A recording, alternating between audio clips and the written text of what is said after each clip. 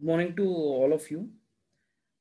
In the previous lecture, we have discussed about gear drives. Okay. In today's lecture, we'll see spur gear. Okay. Before designing the spur gear or whatever the design procedure is there, we'll derive the equation, that is Levy's equation or beam strength of spur gear teeth. Can see that I have taken a teeth of a spur gear. Okay. In this, the beam strength of the spur gear teeth, which is going to be determined from the Levy's equation. Okay, and this Levy's scientist, he's going to assume that the load is going to be transmitted from one gear to the other just by transmitting the force from one teeth to the another. In this, consider a teeth which is a cantilever beam. Here you can see that if you see the gear system at the bottom, okay, it will look like a cantilever, means it is fixed at one end, free at other end, means it will look like a same cantilever beam. Means we are going to take this teeth as a cantilever beam and loaded by a normal load, that is Fn, which is shown in the figure. And this whatever normal force is there, it is further resolved into two components. One is tangential component. Okay, this is the tangential component, and the radial component, which is denoted by Fr, and whatever the angle between the normal load and the tangential component, that angle is called as pressure angle. This angle is denoted by alpha. It is called as pressure angle.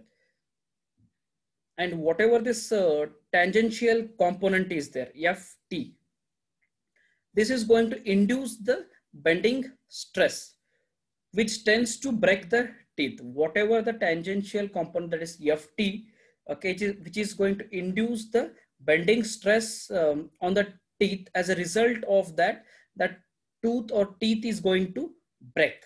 And whatever this radial component is there, that is Fr, it is relatively smaller in magnitude. Okay, for that reason, it is not considered.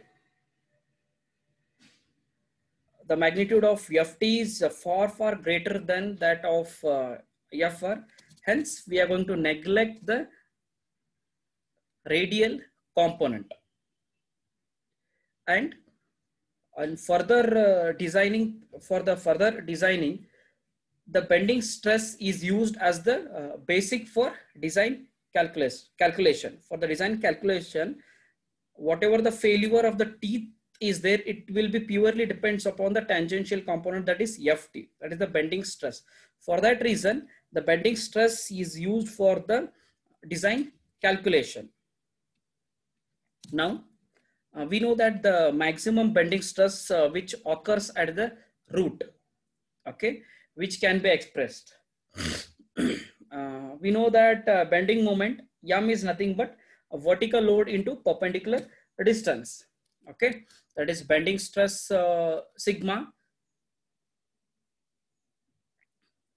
multiplied by this. Okay, from the maximum bending stress equation, we can write it as sigma d is equal to M divided by I by Y.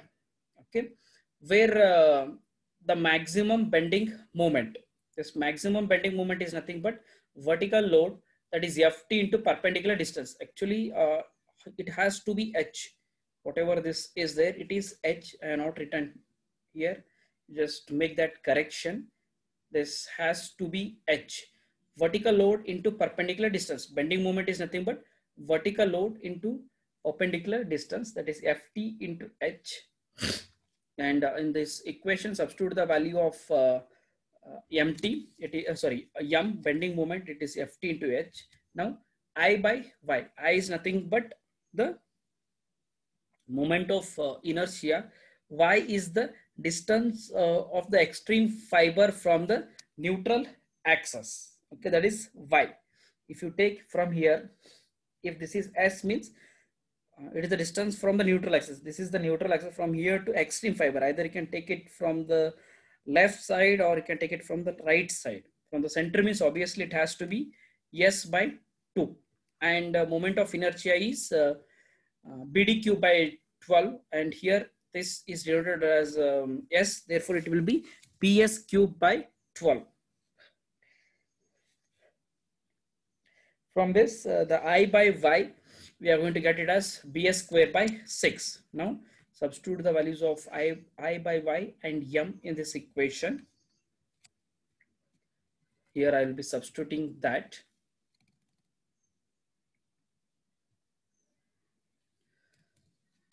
After substituting the value, okay, rearranging the term. Therefore, the tangential component which is acting on the teeth, as a result of that, whatever the bending stress is generated, okay, from this equation you can calculate that tangential load which is acting. Call this as equation 1. Okay, for the above equation I am going to multiply and divide by pitch. Pitch is divided by small p. I am going to multiply it and divide it by p. Okay, and in this, whatever this term is there,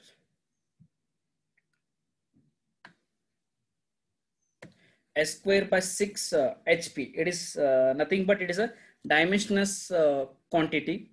Okay, it is called as Lewis form factor and it is denoted by y, small y. This S square divided by 6 HP is nothing but dimensionless quantity and it is called as Lewis form factor and it is denoted by 5. You need to substitute that in this above equation. If you substitute that in the above equation, therefore Ft will get as sigma d b into, this is replaced by Lewis form factor y, y into p.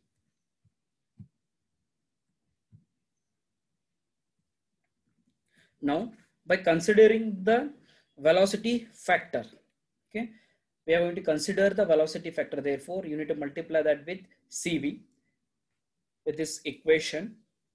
Call this as equation 2. Okay, and for the general design condition, whatever the face width is there, for the design condition, the face width b, it is given as b is equal to k into m. Therefore, you can write it as k is equal to b by m. Okay, wherever b is there, replace it as k into m. I'm going to substitute that in the above equation.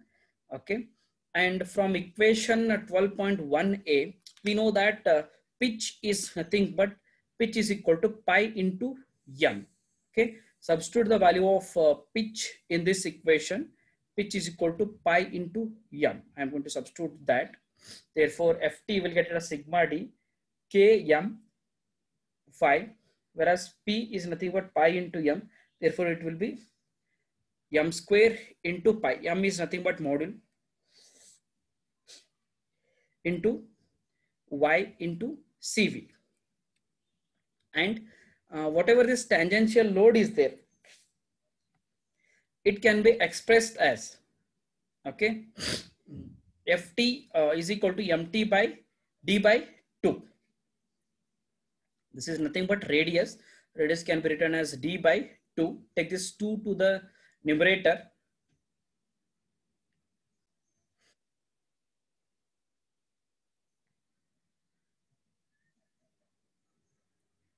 When you take this 2 to the denominator, it will be 2 mt by t.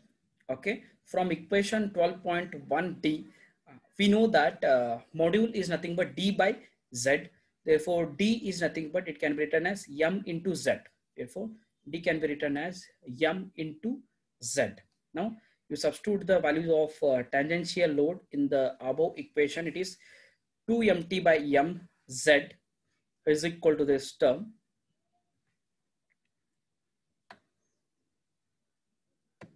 Okay. And where y is equal to, that is capital Y is nothing but small y into pi. It is also given in this 12.12 below this. Okay, this capital Y is nothing but small y into pi. Okay, substitute that. After substituting that, take this m cube to the left hand side. After rearranging the terms, you will get the Lewis equation. That is, m is the module.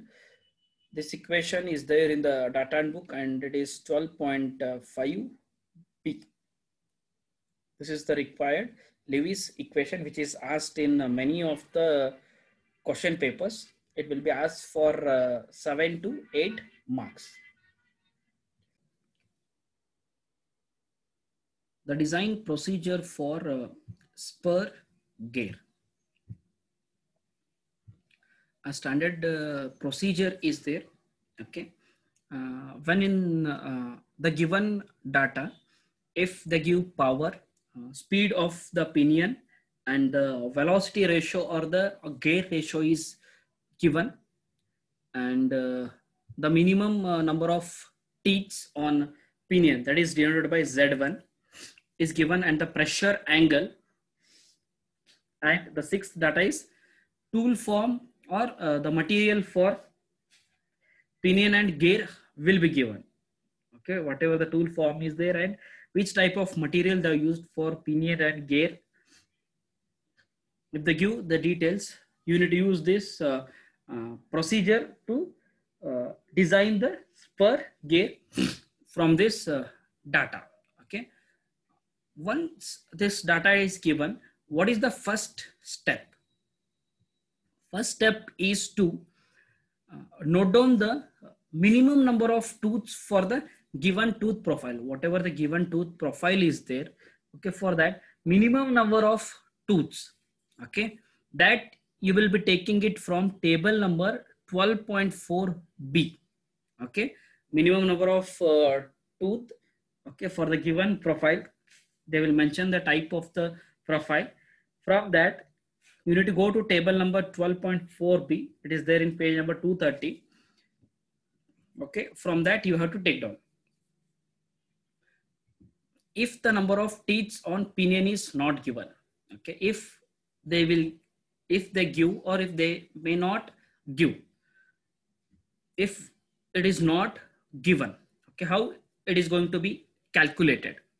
Okay, first calculate the speed. You have the gear ratio formula. I is equal to N1 by N2 is equal to Z2 by Z1.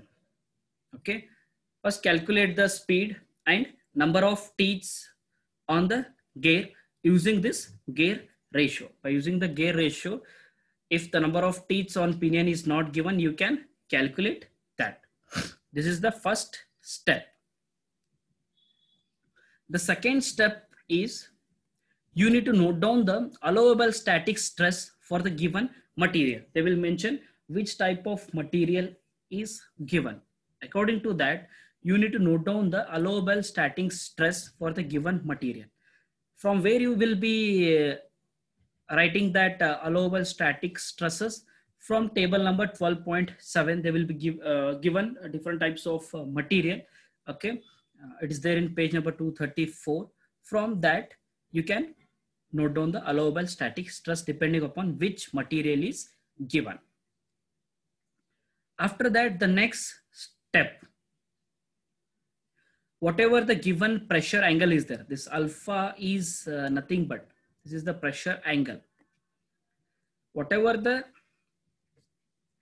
pressure angle and tooth form is given, from that calculate the Lewis form factor, okay, which you are derived in the previous equation. Whatever that y is there, that is Lewis form factor for pinion and gear. Okay, here you have three equations. Sorry, here you have three equations: 12.5c, 12.5d, and 12.5e. From that, you need to calculate the Lewis form factor Y. Okay, while solving the problem, I will tell you which form factor you have to use, whether you have to use 12.5C, 12.5D, or 12.5C. While solving the problem, I will tell you. But to find out the Lewis form factor for the given pressure, angle, and tooth form, you have to use equation 12.5C to 12.5E up to that D and E.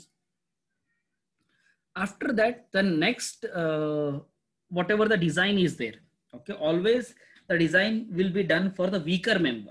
Why? Because its stronger member will not fail. Okay, if the failure of a gear takes place, it is because of the weaker member. Means whatever the further designing is done, in that you are going to identify which is stronger, whether the gear is stronger or the pinion is stronger. Depending upon that, whichever is weaker, that designing is done. Now we can see that. Calculate the strength factor. The strength factor is calculated by sigma D into Y. Y, which will be calculating the previous step, multiplied by the strength sigma D. From that, you will get for pinion at gear. If the sigma D Y for pinion is less than sigma D value of gear, okay, then in this, which one will be weaker? Pinion is less, means pinion is weaker than gear. Means the design is based on pinion. Why? Because I told you that always design is done for the weaker member, not the stronger member, such that whatever the gear system is there, it should not break. It should be stable. For that reason, designing is done for weaker member.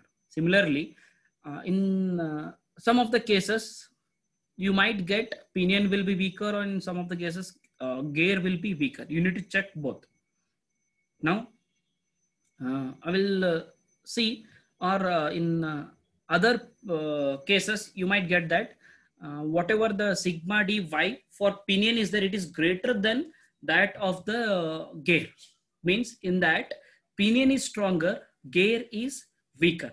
Means whatever the further designing is there, design should be based on gear. Why? Because here gear is weaker. Designing should be done for gear weaker member. That is, fourth step is you have to do designing for weaker member. Next, fifth one. Now you need to calculate the torque on weaker member. Torque is nothing but Ft. To calculate that torque for the weaker member, you have this equation 12.48. P is equal to FTV by 1000. We know that V is nothing but pi dn by 60. Substitute that pi dn by 60. In this, I will separate this d by 2. D divided by 2. 2 into 30 is nothing but 16. You will get the same equation. I will separate it by 2 by d. And in the Lewis equation, you know that torque is nothing but force multiplied by radius. Okay, force multiplied radius is nothing but T by 2. Okay. This is nothing but MT. I will replace it by MT. This is 30 into 1000 means it will be 30,000. Okay. Now, pi divided by 30,000 is nothing but, or in this case, I need to find out the torque. Means you can take this MT to the left hand side. Remaining term will go to the right hand side.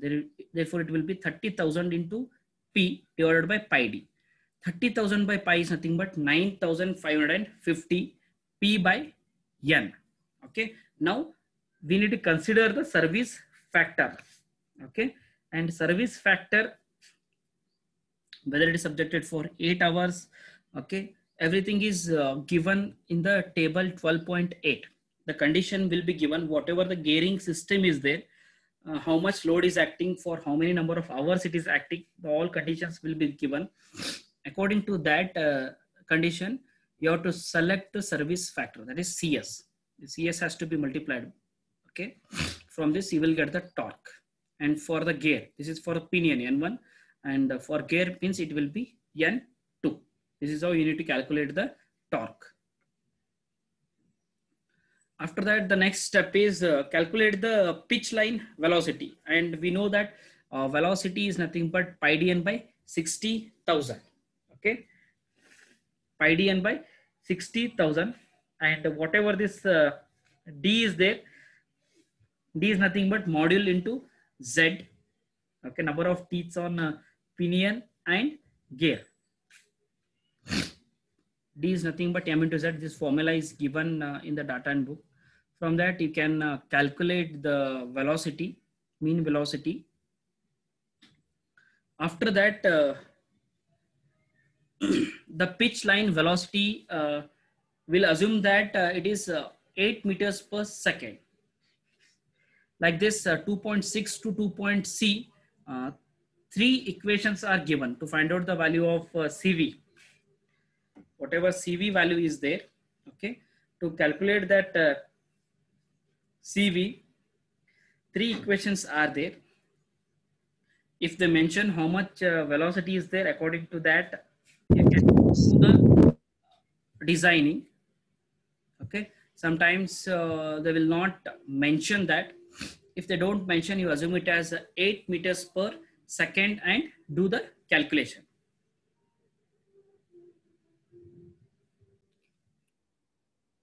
As I told you, when the velocity is not given, you have to assume that for 8 meters per second, I use 12.6. According to that, different velocity, different equations are there like B, C, D. Okay, depending upon that, you have to use this formula. And the next one is to calculate the module, that is M, using equation 12.5b. By using equation 12.5b, I'm going to calculate the module. After calculating that module,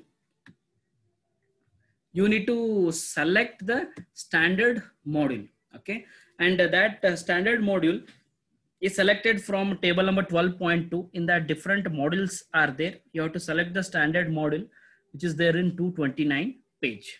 After selecting that, next you need to do the pitch diameter, or you need to calculate the pitch diameter of the pinion. Okay, using this D1 is equal to M into Z. This formula already we have used. We have taken that same one. You need to calculate the pitch diameter.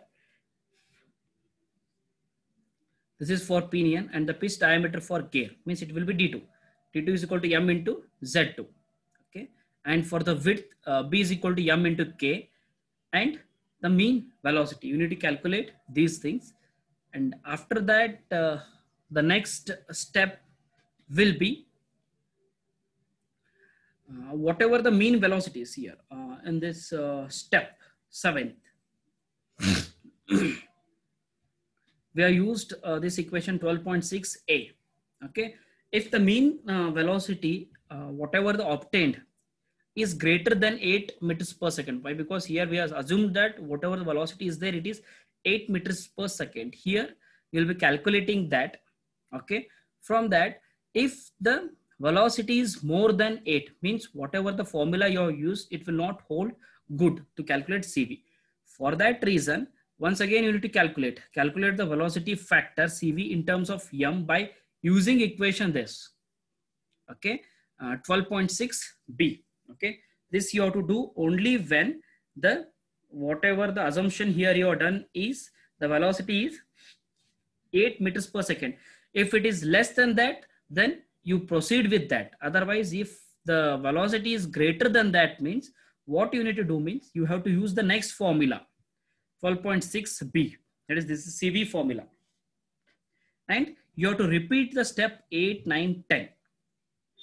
From this, you will get the velocity. Okay. And in the next step 12, you need to calculate the allowable stress. Allowable stress is sigma D into CV. CV which you have calculated in this previous step. After that, next you need to calculate the induced stress using the equation 12.5b. Using equation 12.5b here. The same formula which you are used to calculate the module 12.5b. I'll be using the same formula. This is the formula which is used to calculate the module. To calculate the induced stress, here you can see that induced stress using this equation 12.5b. And if the induced stress, whatever stress you are going to get, if it is less than the allowable, why? Because the induced stress in the gear should not be greater than the allowable stress. it should be less than that. If it is greater than that, means the design will fail. Okay, let us assume that whatever the induced stress is there, it is less than allowable stress, means the design is safe or it is satisfactory. If the induced stress is greater than that, means you need to write that design is not safe, design is not satisfactory, or you need to write the comment like design is not safe, means using these inputs you cannot design a spur gear, means even though if you design that, that will fail. Why? Because the induced stress is greater than the allowable stress. Next 14th step, and whatever this geometrical parameters are there for the tooth profile, okay, you need to calculate all those using table 12.3. In table 12.3, page number 229, they are given all the parameters. You need to calculate those, that is geometric parameters. After that, you need to calculate the dynamic load by using this FD equation. Dynamic load is denoted by FD. Using 12.12 equation, you need to calculate that. After that, the last step is the wear load. Okay, to calculate the wear load using the equation 12.15a, by using equation 12.15a, you need to find out the wear load. Okay, let us assume that whatever the wear load is there, which you have calculated, is greater than the dynamic load. If the wear load is greater than dynamic load, then the design is safe. If the dynamic load is greater than wear load, means the design will not be safe. For that reason, you need to make some of the changes. This is important. 16th step. If wear load is greater than dynamic load, then the design will be safe. Then the design of spur gear ends. Okay. In some of the cases, what happens? Whatever the dynamic load is there, that will be greater than the wear load. Then you need to make some of the changes. Like first one, calculate the dynamic load by decreasing tooth error. You need to once again calculate the dynamic load, reducing the tooth error. After that, otherwise, one more is there, you can reduce the module also. Whatever the module you have obtained. For example, if you obtained module as 3 and 4, you can reduce that. You can reduce it to 3. Means your can decrease the module such that the wear load will be greater than the dynamic load. Or other one is increase the face width. You can increase the face width. If you increase the face width, the wear load will be greater than the dynamic load and the design will be safe. Or you can increase the surface hardness. By increasing the surface hardness, the wear load will increase than the dynamic load. Means the design will be safe. Okay, whatever this conditions you have written, okay, this procedure you need to follow. If the diameter or center distance between the gears, the diameter or the center distance between the gears or pitch line velocity is given. Okay, and sometimes in the problem they will give the diameter or center distance between the gears or the pitch line velocity is given. You have to use the same procedure. Okay, but not assuming the minimum number of teeth. Okay, in the first step, what you will be doing, minimum number of teeth you will be assuming. Okay, you are going to take it from the table. Okay, and if this condition is given, if the diameter or center distance is given at that time, you have to use the same procedure, but you should not assume the minimum number of teeth. From these given conditions only you will get the minimum number of teeth. Okay, if it is not given, then only you have to use this table and you need to proceed. This is the procedure for spur gear. Procedure is simple, okay, but you need to solve more number of problems such that you will understand the procedure clearly.